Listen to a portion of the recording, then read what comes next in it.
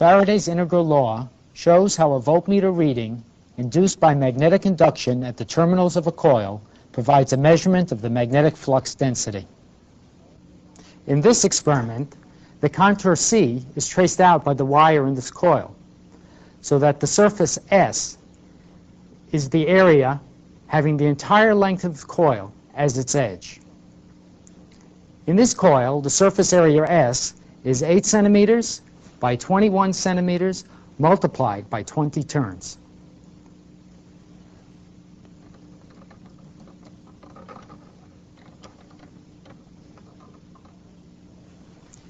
We will use this coil with Faraday's law to find the magnetic flux associated with current in this wire.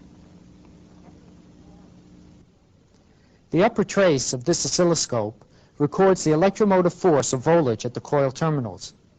The lower trace is the current in the wire, measured by the voltage drop across a 1 ohm series resistor. With the coil rotated so that it links no magnetic flux, no voltage is seen.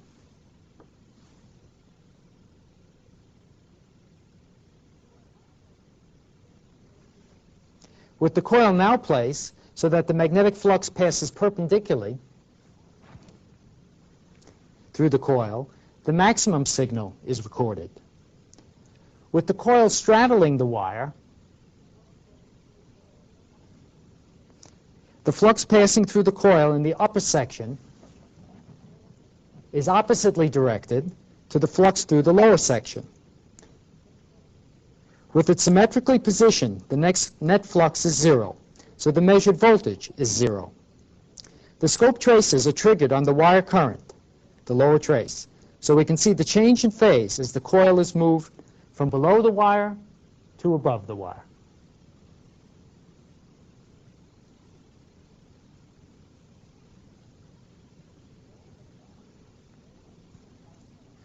The lower trace current is 90 degrees out of phase with the upper trace induced voltage. This is because the coil voltage is the time rate of change of the magnetic flux, and hence of the time rate of change of the current.